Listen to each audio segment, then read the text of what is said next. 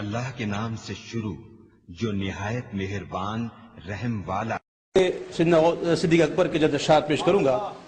برادر اعلیٰ حضرت شہنشاہ سخن استاد زمن مولانا حسن رحمۃ اللہ تعالیٰ علیہ کی لکھی ہوئی یہ منقبت ہے، ایک مرتبہ درود پاک پڑھ لیجیے۔ صلی اللہ علیہ یا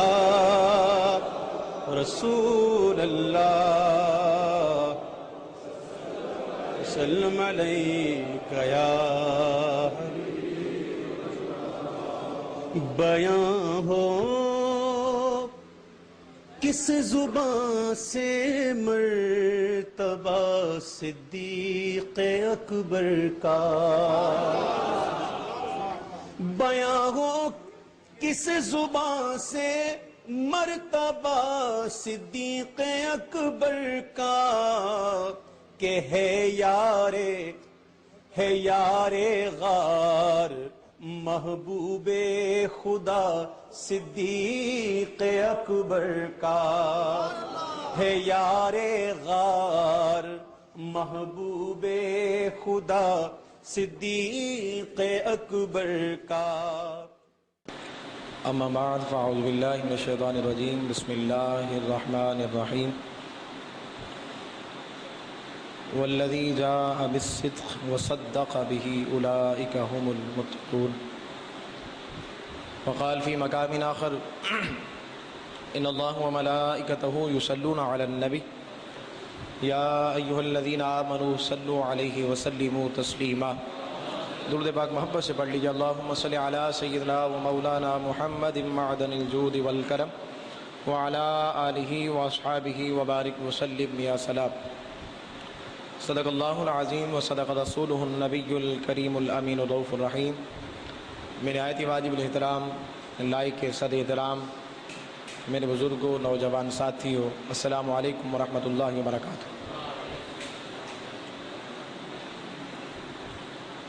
جیسا کہ آپ حضرات کے علم میں ہے، پچھلے جمعۃ المبارک کو ہم نے خلیفہ بلا فصل یار غار و یار مزار حضور سیدنا صدیق اکبر رضی اللہ تعالیٰ عنہ کے حوالے سے گفتگو کی تھی، اور آج ہی اسی سلسلے کو آگے بڑھائیں گے انشاءاللہ جس آیت کریمہ کو میں نے تلاوت کی ہے۔ چونکہ موضوع افضل البشر بعد الانبیاء کا ہے، ساری کائنات میں سے انبیاء کے بعد افضل ترین ہستی ہے وہ حضور سیدنا صدیق اکبر رضی اللہ تعالیٰ عنہ۔ کیونکہ اتنے بڑے عاشق کا جب ذکر ہوتا ہے پھر آپ کے لبوں پہ خاموشی میں ویسے بھی پسند نہیں کرتا، آپ کو پتہ ہے میری طبیعت ہے، اور آج تو بالکل خاموشی نہیں ہونی چاہیے، بلکہ جب بھی حضور سیدنا صدیق اکبر رضی اللہ تعالیٰ عنہ کا نام آئے اور ان کا ذکر ہو تو عاشق کبھی چپ نہیں رہ سکتا، بلکہ جھوم جھوم کر کہتا ہے سبحان اللہ۔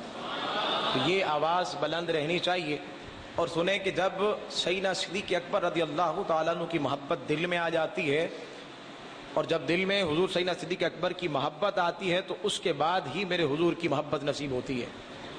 کیونکہ جب غار کی باری آئی تھی تو حضور سیدنا صدیق اکبر رضی اللہ تعالیٰ نے پہلے جا کر صفائی کی تھی، پھر محبوب کو دعوت دی تھی، اور پھر محبوب تشریف لائے تھے۔ تو اپنے دلوں میں سب سے پہلے کس کی محبت؟ سیدنا صدیق اکبر رضی اللہ تعالیٰ عنہ کی محبت ضروری ہے۔ تو آج جا کر بھی بیٹھیں گے اور عاشق ہونے کا بھی ثبوت دیں گے کہ ایک ایک جملے پہ مجھے بھی پتہ چلے کہ آپ جا کر بیٹھے، پھر اسی حوالے سے انشاءاللہ گفتگو ہوگی۔ جس آیت کریمہ کو میں نے تلاوت کیا ہے کہ وہ جو سچ لے کر آئے اور جس نے ان کی تصدیق کی یہی متقی اور پرہیزگار ہیں، اس کا اشارہ بھی حضور سیدنا صدیق اکبر رضی اللہ تعالیٰ عنہ کا طرف ہے کہ جنہوں نے تصدیق کی ہے۔ اب یہاں ابتدا میں یہ بتاتا چلوں کہ اس میں گرامی جو ہے وہ آپ کا عبداللہ ہے۔ کیا نام ہے؟ اونچی آواز سے جاگ کر بیٹھے، حضور سیدنا صدیق اکبر کا ذکر سننے کے لیے جاگ کر بیٹھے۔ اس میں گرامی ابو بکر آپ کی کنیت ہے، ابو بکر آپ کی کنیت ہے، صدیق اور عتیق یہ جو ہے وہ آپ کے دو لقب ہیں۔ اب ابو بکر کا جو معنی ہے وہ ہے آگے بڑھنا، سبقت لے جانا۔ کیا معنی ہے؟ آگے بڑھنا، بولیے، سبقت لے جانا۔ اب میرے ایک ایک جملے کو سمجھیں تو پتہ چلتا ہے ابو بکر سے کہ اسلام کے موسم بہار کی پہلی بارش آپ ہیں، شجر اسلام کا پہلا تیار ہونے والا پھل آپ ہیں، شمع نبوت کی پہلی تابندہ کرن آپ ہیں، آفتاب رسالت کی پہلی درخشندہ شعاع آپ ہیں، اور صدیق جو سب سے زیادہ سچ بولنے والا ہو، تصدیق کرنے والا ہو۔ جب محبوب کی معراج کی بات آتی ہے، کفار نے جھٹلا دیا تو تصدیق کرنے والے کون تھے؟ اونچی آواز سے بولیے. تو آپ کو صدیق کا لقب ملا. عتیق کسے کہتے ہیں؟ دو معنی ہیں. ایک تو خوبصورت اور حسین و جمیل کو بھی عتیق کہتے ہیں. دوسرا اس کا معنی یہ ہے جو دوزخ سے آزاد ہوتا ہے اسے بھی عتیق کہتے ہیں. ایک تو آپ حسن و جمال کے پیکر تھے, خوبصورت بھی تھے, اور دوسری بات یہ ہے کہ میرے محبوب نے ارشاد فرمایا تھا جو جہنم سے آزاد شخص کو دیکھنا چاہتا ہے وہ سیدھا صدیق اکبر کی زیارت کر لے. اس وجہ سے آپ کو عتیق کہا جاتا ہے. اب یہاں ابتدا میں دور ہے, پہلا بھی دور ہے, دوسرا دور ہے, تیسرا دور ہے. آج ہم مختصر وقت میں انشاءاللہ ذکر کریں گے, لیکن توجہ ہر لمحہ یہاں رہنی چاہیے اور مجھے آپ کی سبحان اللہ بتاتی رہے کہ آپ بات سمجھ رہے ہیں. پہلا دور آتا ہے اور دیکھیں سیدنا صدیق اکبر رضی اللہ تعالیٰ عنہ کتنے خوش قسمت ہیں کہ 12-13 سال کی عمر میں انہیں حضور کی صحبت نصیب ہوئی, حضور کی رفاقت ملی, دوستانہ تعلقات بن گئے. ہوتا یہ تھا, دیکھیں محبت کی بات ہے کہ جب آقا علیہ الصلوۃ والسلام حضور سیدنا صدیق اکبر رضی اللہ تعالیٰ عنہ کے گھر پر تشریف لے جاتے اور اگر کھانے کا وقت آ جاتا تو دونوں بیٹھ کر ساتھ کھانا کھایا کرتے تھے. اگر سیدنا صدیق اکبر تشریف لے آتے محبوب کے در پر اور وہاں کھانے کا وقت آتا تو دونوں کھانا ساتھ بیٹھ کر کھایا کرتے تھے. دونوں میں ایک دوستی سی, ایک تعلق تھا. اور ایک وقت وہ آتا ہے کہ جب دوسرا دور آیا, آقا علیہ الصلوۃ والسلام غار حرا سے تشریف لائے اور آ کر فرمایا ابو بکر, اس وقت تک تو دوستی تھی, اس وقت تک ایک دوسرے کے ساتھ اٹھنا بیٹھنا کھانا پینا ایسے تھا جس طرح دو دوست ہوتے ہیں. میرے محبوب نے آ کر اعلان کر دیا. ابو بکر پوچھا, عرض کرتے یا رسول اللہ کہاں سے تشریف لا رہے ہیں؟ میرے محبوب نے فرمایا غار حرا سے آ رہا ہوں, لیکن ابو بکر رب نے مجھے چن لیا ہے, مجھے نبوت عطا کر دی ہے. ابو بکر یہ کہتے ہیں, یہ نہیں فرمایا کہ اگر کوئی دوست کسی عہدے پر چلا جاتا ہے, اگر وہ ناظم بن جائے, گورنر بن جائے, دوسرا دوست اگر اسے کوئی کام پڑ جائے, لوگ اس کی بہت عزت کرتے ہیں, اس کا ایک پروٹوکول ہوتا ہے, لیکن دوست کہتا ہے نہیں وہ تو میرے ساتھ اٹھنے بیٹھنے والا ہے, میرے ساتھ کھانے پینے والا ہے, ہم تو ہر وقت ساتھ رہتے تھے, ہم پیالہ اور ہم نوالا تھے, ہمیں کیا ضرورت ہے یہ بات ماننے کی, ایم پی ہوگا اپنے گھر کا, گورنر ہوگا اپنے گھر کا, میرا وہ دوست ہے. ارے جب میرے محبوب نے اعلان کیا ابو بکر میں نبی بن گیا ہوں, ابو بکر ہچکچائے بھی نہیں, سوچا بھی نہیں, بن سوچے کہہ دیا اگر آپ نبی ہیں تو میں پہلا غلام بننے کو تیار ہوں. پہلی بات سیدنا صدیق اکبر. میرے محبوب فرماتے ہیں جتنوں نے اسلام قبول کیا ہر کوئی سوچ و بچار کرتا تھا, سوچتا تھا, سوچنے کے بعد اسلام قبول کرتا تھا. ایک واحد سیدنا صدیق اکبر ہیں جنہوں نے سوچا نہیں, بن سوچے سمجھے پہلی مرتبہ کہنے پر ہی انہوں نے اسلام کو قبول کر لیا اور عرض کرتے ہیں آقا اگر آپ آقا ہیں تو میں غلام ہوں, آپ حاکم ہیں تو میں محکوم بن جاتا ہوں. یہ دوسرا دور تھا. پھر تیسرا دور آتا ہے, کیونکہ وقت مختصر ہوتا ہے, میں اختصار سے آج بہت سی باتیں کرنی ہے, ہو سکتا ہے اگلا جمعہ بھی اسی پر ہو, پر اس لیے جا کر بیٹھے اور تھوڑا تھوڑا قریب آ جاتا ہے کہ پیچھے جو شاہ قاتل ان کو جگہ ملے, بعد میں ہو جائے گی سیٹنگ, جا کر بیٹھے. اور تیسرا دور آتا ہے کہ جب ابتدا اسلام میں تعداد بہت کم تھی, میں نے اشارہ دیا تھا پچھلے جمعہ المبارک کو, اب حضور سیدنا صدیق اکبر رضی اللہ تعالیٰ اجازت چاہی, یا رسول اللہ صلی اللہ علیہ وسلم ہمیں اجازت دے دیں تو ہم دعوت اسلام عام کر دیتے ہیں. میرے محبوب نے منع کیا کہ ابھی تعداد کم ہے, ابھی رک جاؤ. بارہا مرتبہ اصرار کیا تو میرے آقا نے اجازت دے دی, اور جب اجازت مل گئی اس وقت تعداد زیادہ نہیں تھی, 39 یا 40 کے قریب تھی, سیرت کی کتابوں سے پتہ چلتا ہے. اس وقت پھر ان کفار اور مشرکین نے حملہ کیا مسلمانوں پر. عتبہ بن ربیعہ ایک ایسا لعنتی شخص تھا جس نے سیدنا صدیق اکبر کو بہت سی تکلیفیں دی, یہاں تک کہ آپ کے چہرے پر جوتے بھی مارے, آپ بے ہوش ہو جاتے, آپ کے خاندان والے آپ کو اٹھا کر لے گئے. ارے آپ کے والد بھی اسلام قبول نہیں کیا تھا ابھی تک, آپ کی والدہ نے بھی اسلام قبول نہیں کیا تھا ابھی تک. ان کے دلوں میں خیال تھا کہ آج سیدنا صدیق اکبر کو اتنی تکلیف پہنچی ہے, آج اتنا درد پہنچا ہے, ہو نہیں سکتا اب یہ پلٹ کر اپنے محبوب کی طرف جائیں گے.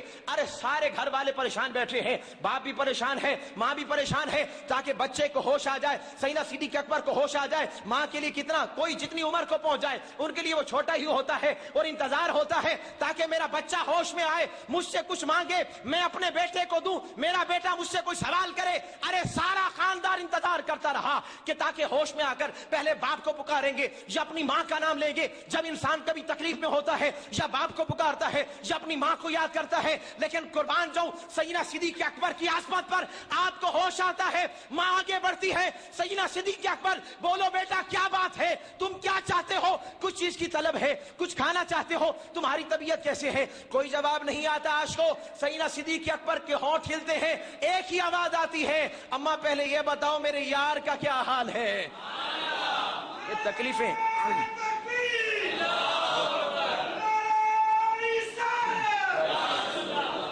پہلے یہ بتاؤ میرے محبوب کا کیا حال ہے. اتنی تکلیفیں برداشت کر لی سیدنا صدیق اکبر، اتنی تکلیفیں، اس کے بعد بھی ابھی محبوب کا نام نہیں کیا زبان سے. یہ وہ عاشق ہوتے ہیں، ہم تو بناوٹی عاشق ہیں، لوگوں کو دکھانے والے عاشق ہیں. ہم نے کہا ہمیں بھی محبت ہے. یہ سبق سیکھو حضور سیدنا صدیق اکبر رضی اللہ تعالیٰ عنہ سے، جنہوں نے سب کا سب کچھ اپنے جو بھی گھر میں تھا سارا محبوب کے قدموں پہ قربان کر دیا. کیا رکھا تھا گھر میں، سب کچھ قربان کر دیا. غزوہ تبوک کی بات آتی ہے، آقا علیہ الصلوۃ والسلام نے اعلان فرما دیا، سارے صحابہ کا ہم سے حکم فرمایا کہ اپنا مال دیں، مال کی ضرورت تھی جہاد کے لیے. اب حضرت عمر فاروق رضی اللہ تعالیٰ ہمیشہ ہوتا ہے، مقتدیوں میں ہوتا ہے کہ ہم امام کی نظر میں ہوں زیادہ، مریدوں میں ہوتا ہے پیر کی زیادہ میں ہم زیادہ اچھے رہیں. صحابہ کرام میں بھی دور تھا کہ تاکہ ہم آگے بڑھ کر حصہ لے جائیں، محبوب کی نظر ہمیں مل جائے.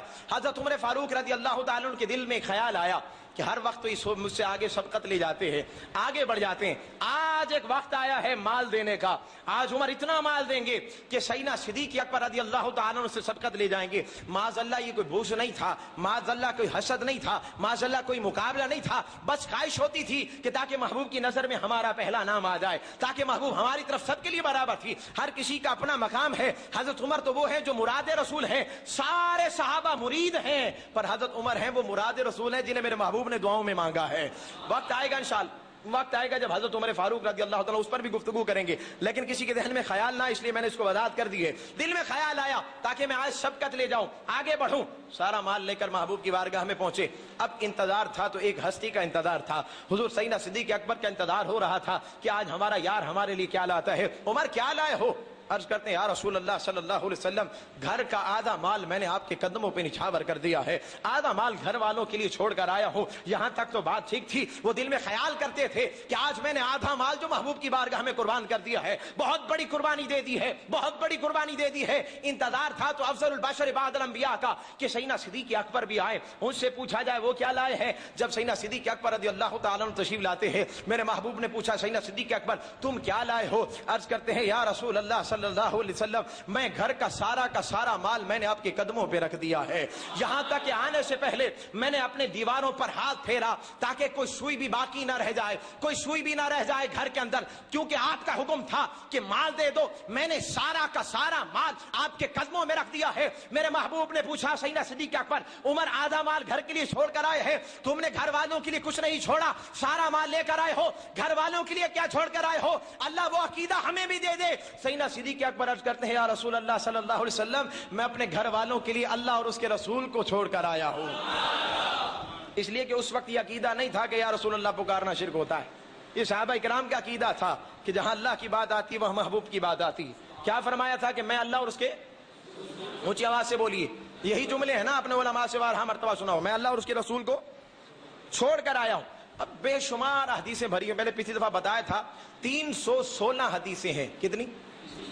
316 حدیثیں ہیں. بے شمار قرآن کی آیت اپنے مقام پر 316 حدیثیں ہیں جن میں آقا علیہ الصلوۃ والسلام نے حضرت سیدنا صدیق اکبر رضی اللہ تعالیٰ عنہ کے فضائل بیان کیے. 316 حدیثوں میں بیان کیے گئے. ایک مرتبہ حضرت ابو ہریرہ رضی اللہ تعالیٰ عنہ فرماتے ہیں آقا علیہ الصلوۃ والسلام کی بارگاہ میں صحابہ کرام موجود تھے. آقا علیہ الصلوۃ والسلام نے پوچھا، صحابہ کرام سے سوال کیا، تم میں سے آج کوئی ایسا ہے جس نے روزہ رکھا ہو؟ سارے صحابی خاموش رہے. سیدنا صدیق اکبر نے ہاتھ بلند کر دیا، محبت سے کہیں جھوم کر سبحان اللہ، ہاتھ بلند کر دیا. پھر پوچھا تم میں سے کوئی ایسا بھی ہے جس نے آج جنازہ پڑھا ہو؟ سارے صحابہ کے ہاتھ نیچے رہے، سیدنا صدیق اکبر کا ہاتھ اوپر تھا. میرے محبوب نے پھر پوچھا تم میں سے کوئی ایسا ہے کہ جس نے کسی مسکین کو آج کھانا کھلایا ہو؟ سارے صحابہ کے ہاتھ نیچے رہے، سیدنا صدیق اکبر کا ہاتھ اوپر تھا.